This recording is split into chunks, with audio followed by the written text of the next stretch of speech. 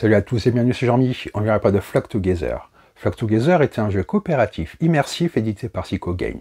Créé par Matt Mundy, il est illustré par Andrew Bosley. C'est un jeu pour 1 à 5 joueurs, des durées parties d'environ 25 minutes par joueur à partir de 10 ans. Dans le jeu, les joueurs vont incarner des poules au pouvoir unique et asymétrique afin de repousser les prédateurs au bout des 3 saisons qui composent le jeu. Avec 11 personnages et 10 prédateurs, le jeu propose une grande rejouabilité. C'est un défi stratégique qui vous propose une bataille coopérative intense. Allez, on va voir comment ça se passe. Et on se retrouve avec le jeu. Le jeu connaîtra une campagne de financement participatif le 29 octobre sur Kickstarter pour un reprint ainsi qu'une extension, et vous trouverez donc dans la description de la vidéo le lien pour vous inscrire à la campagne et être prévenu du lancement. Dans Flock Together, vous allez incarner des poules qui, au cours des différentes saisons, 3 saisons, vont devoir résister contre les prédateurs et les différentes créatures de l'extérieur. Vous allez monter de niveau et à la fin de la partie, si vous avez réussi à vaincre tous les prédateurs et le boss final, et qu'aucune de vos poules est morte, vous gagnez la partie. Pour la mise en place, vous allez installer le plateau au centre de la table. Cette zone représente le poulailler.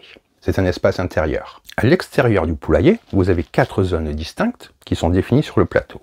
Vous en voyez une là, et les 2 autres sont ici. Les prédateurs résident dans des zones extérieures du plateau, là où il y a les yeux. Vous allez mélanger les livres prédateurs et vous en sélectionnez 3 au hasard que vous placez dans les zones spécifiques, comme j'ai fait ici. Pour les premières parties, il y a indiqué des mises en place avec des prédateurs spécifiques à mettre pour que vous découvriez le jeu et ses mécaniques. Vous placez un compteur de santé au-dessus du prédateur, comme c'est indiqué, et le nombre de points de vie est à multiplier par le nombre de joueurs. Il a 6 points de vie, comme c'est indiqué. Pour le dernier prédateur, vous le mettez également au hasard, sauf que, contrairement aux autres, vous le laissez face cachée, alors que les 3 autres prédateurs vous révélez la première page du livret.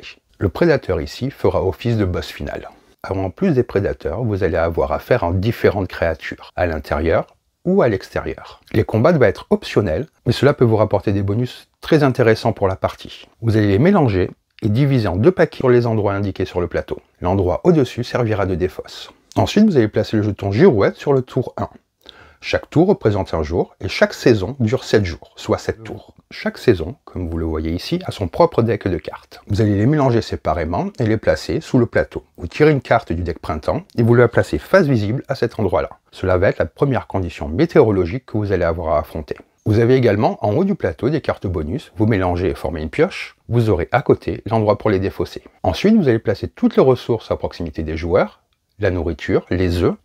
Vous en avez également d'autres ici que je vais vous montrer.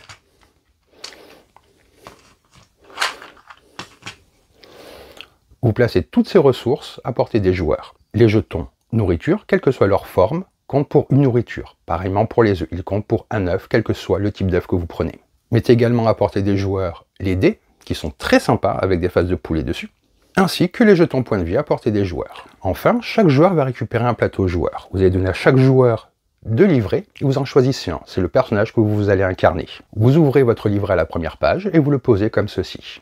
Ici, ça indique ce que vous gagnez lors de la phase de production, votre potentiel d'attaque et les différents pouvoirs. Vous commencez avec celui-là et vous allez débloquer cela au fur et à mesure. Chaque poule a 3 niveaux. Ce symbole montre le nombre de repas dont vous avez besoin pour changer de niveau. Lorsque vous allez manger votre premier repas, vous placerez le jeton nourriture ici et vous le déplacez au fur et à mesure. Vous stockez votre nourriture ici et les œufs, vous les stockez ici. Vous choisissez une couleur qui vous parle, vous allez mettre un jeton ici. Ici, c'est votre jeton d'action supplémentaire. Ici, toutes les actions possibles dans le jeu vous sont rappelées. Et vous placez à cet endroit-là le meeple qui correspond à la couleur que vous avez choisie. Il va maintenant falloir choisir un premier joueur. Le dernier joueur à avoir mangé du poulet sera le dernier, donc il passe le jeton premier joueur au joueur à sa gauche. Voici le jeton premier joueur qui est également très beau.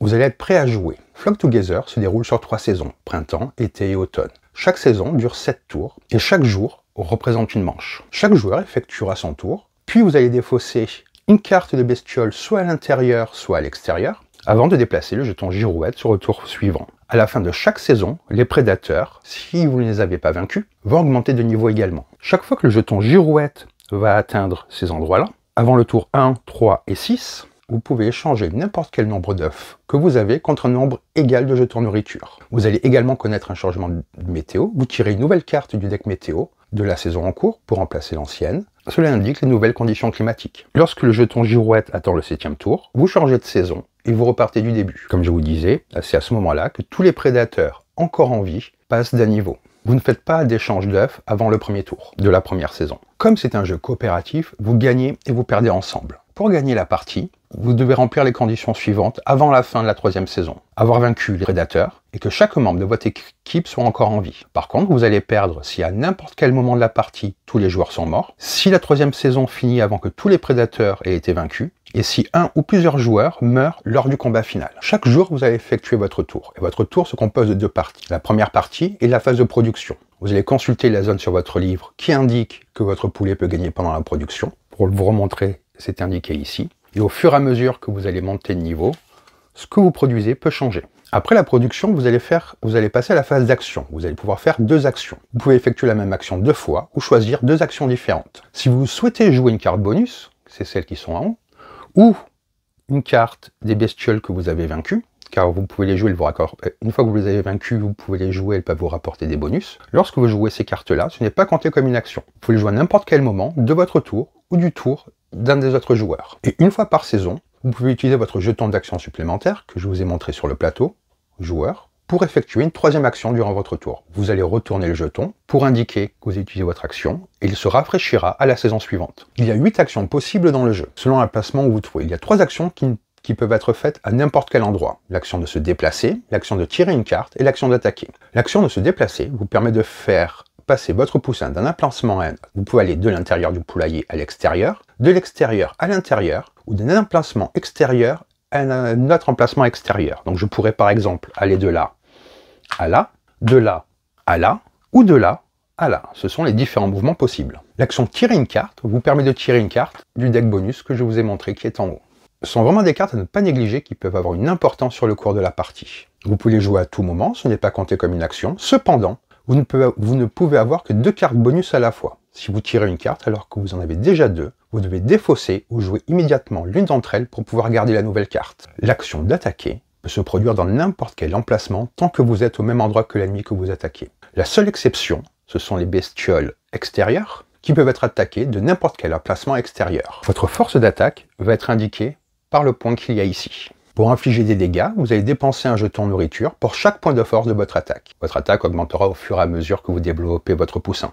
Si par exemple j'ai 1 point, je pourrais dépenser une nourriture pour infliger 1 point de dégâts à un ennemi. Si j'ai 3 points, je peux dépenser jusqu'à 3 jetons lors d'une seule action pour faire jusqu'à 3 dégâts.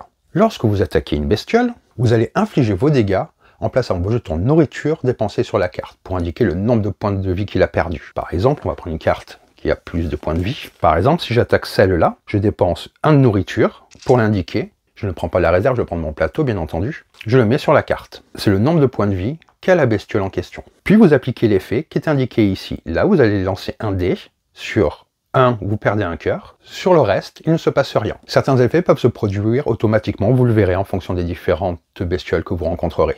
Si un des effets vous fait perdre l'attaque, vous dépensez tout de même la nourriture, vous ne la mettez pas sur la carte, elle est juste défaussée. Lorsque vous arrivez à vaincre une bestiole, vous subissez toujours les effets de l'ennemi. Il ne se rendent pas sans se battre. Ensuite, le joueur qui a porté le coup de finale gagne la carte et a désormais accès au bonus qu'il y a indiqué ici. Il n'y a pas de limite au nombre de cartes bestioles que vous pouvez avoir. N'oubliez pas que vous devez défausser une carte d'un des 2 decks à la fin de chaque jour. Vous pouvez tout à fait choisir celui qui a déjà subi des dégâts. Si les 2 decks viennent à manquer, vous mélangez la pile de défausse et vous la redivisez également entre les 2 emplacements. Par contre, si un des decks est vide et pas l'autre, vous devez attendre que l'autre deck soit vidé pour remélanger. Maintenant, je vais vous parler des combats avec les prédateurs qui se passent un petit peu différemment. Vous ne pouvez pas gagner le jeu si vous n'arrivez pas à les combattre et à les vaincre. La santé est donc le nombre de cœurs multiplié par le nombre de joueurs. Vous allez de la même manière suivre les dégâts que vous infligez en posant les jetons nourriture sur la carte du prédateur. Ensuite, assurez-vous d'appliquer tout effet de prédateur applicable et de subir des dégâts égaux à l'attaque du prédateur que vous trouvez avec la griffe ici. Encore une fois, tout comme les bestioles, ils infligeront toujours leurs dégâts d'attaque de retour si vous arrivez à les vaincre. Ils ne se laissent pas faire comme ça. Lorsqu'un prédateur passe au niveau supérieur, vous allez changer de page, comme ceci. Il va avoir un nouveau nombre de points de vie, mais il garde les blessures qui lui ont été précédemment infligées. Lorsque vous avez réussi à défaire un prédateur, vous allez obtenir du butin qui va vous rendre plus fort. Le joueur qui a porté le coup final prend le livre du prédateur et le retourne à la dernière page et il récupère le loot ici. Une fois que vous avez réussi à vaincre les 3 prédateurs, vous allez pouvoir passer au combat final. Comme vous le voyez, le multiplicateur de santé est beaucoup plus important. il arrive directement sur son troisième niveau. Donc là, ça sera le nombre de joueurs x 7. Par exemple, si on est 3 joueurs, il aura 21 points de vie que vous allez indiquer grâce au compteur. Il y a ensuite 2 actions que vous ne pouvez réaliser que lorsque vous êtes dans un emplacement extérieur. La première est de chercher de la nourriture. Lorsque vous cherchez la nourriture, vous gagnez un jeton nourriture et vous le placez dans votre réserve. La deuxième action extérieure que vous pouvez effectuer est manger. Cela est important car cela vous permet de passer de niveau. Rappelez-vous que lorsque vous mangez votre premier repas, vous allez déplacer le jeton nourriture dépensé sur votre compteur de repas. Pour chaque autre repas que vous mangez, vous déplacez ce jeton vers le haut du suivi. Lorsque vous n'êtes qu'un jeune poussin, donc au premier niveau, vous ne pouvez manger qu'une seule nourriture par action. Une fois que vous avez monté de niveau, vous pouvez utiliser une action pour dépenser jusqu'à 2 nourritures, ce qui vous permettra de manger 2 repas. Bien entendu, vous dépensez un jeton pour chaque repas mangé et vous déplacez votre jeton sur le compteur de repas pour chaque repas consommé.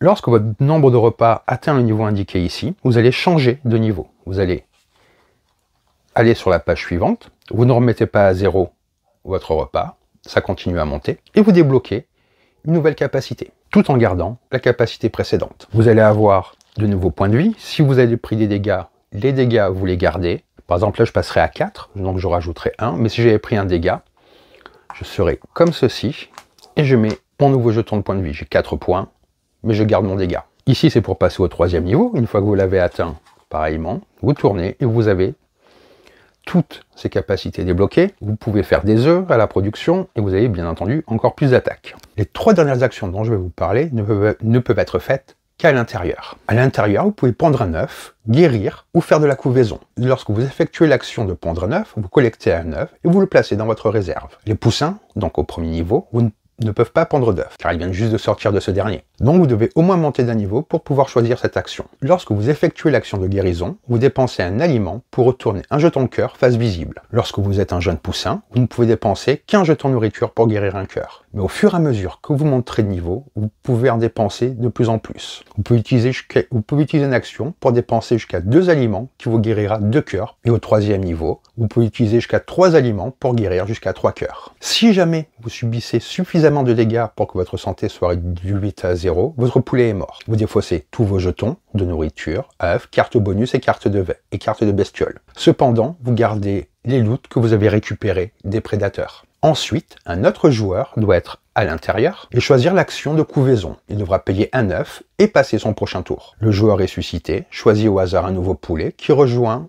le jeu au niveau 1. Il faut bien se dire que l'action de couvaison doit être considérée comme un dernier recours. Si vous planifiez vos actions de manière stratégique, vous devrez être en mesure d'éviter de subir suffisamment de dégâts pour mourir. Car, comme il est indiqué, la force des prédateurs lorsqu'ils attaquent, vous pouvez planifier vos coups. Donc vous allez continuer à jouer vos phases de production et vos 2 actions jusqu'à ce que vous ayez vaincu les 4 prédateurs. D'abord vaincre les 3 avant d'arriver au boss. Tout cela avant la fin de la 3e saison. Si des prédateurs sont encore en vie ou si des poules sont mortes, votre jeu se termine par une défaite. Je vais vous redire brièvement comment se passe un tour de jeu. En fonction des tours, différentes cartes météo vont vous donner des conditions météorologiques à appliquer. Avant les 1, 3 et 6e jours, il y a une phase d'échange et une phase où vous allez changer la météo en fonction de la saison. Ensuite, à votre tour, il va d'abord y avoir une phase de production, puis vous allez pouvoir faire 2 actions. Des actions que vous pouvez faire à l'intérieur, à l'extérieur, ou de partout en fonction de ces dernières. Les 3 actions que vous pouvez faire à l'intérieur sont pondre un œuf, vous soigner et la couvaison. Les 3 actions que vous pouvez faire n'importe où et se déplacer, piocher une carte et attaquer. Les 2 actions qui ne peuvent être faites qu'à l'extérieur sont manger et récupérer de la nourriture. À la fin de chaque tour, vous défaussez une des 2 cartes de ces decks-là. À la fin de chaque saison, les prédateurs gagnent un niveau. Lorsque vous allez affronter le prédateur final qui est en haut, il arrive directement sur son 3e niveau. Donc voilà pour les règles de Flock Together. Je vous rappelle que le jeu connaîtra une campagne de financement participatif le 29 octobre sur Kickstarter pour un reprint ainsi qu'une extension. C'est un jeu coopératif très malin, j'adore le thème. Le matériel que vous voyez et le matériel qu'il y a dans la boîte est vraiment de très grande qualité, que ce soit les cartes, les différents jetons, les dés qui sont très amusants. Vous êtes vraiment embarqué dans un défi stratégique avec une ambiance très chatoyante et le rappel des animaux est vraiment très agréable. On se croirait un petit peu comme Le vent dans les sols. Je ne sais pas si vous connaissez ce livre. Ce qui est très intéressant également dans le jeu, c'est que dans le livret de règles, vous avez à la fin, je vais vous montrer, vous avez ceci à la fin du jeu qui vous permet d'augmenter ou de baisser la difficulté, ce qui peut rendre le challenge encore plus intéressant. Donc j'espère que cette vidéo vous a plu, vous a donné envie d'en découvrir plus sur le jeu. Si ça vous a plu, n'hésitez pas à laisser un commentaire et à vous abonner à la chaîne. Sur ce, je vous dis bonne partie et bon jeu!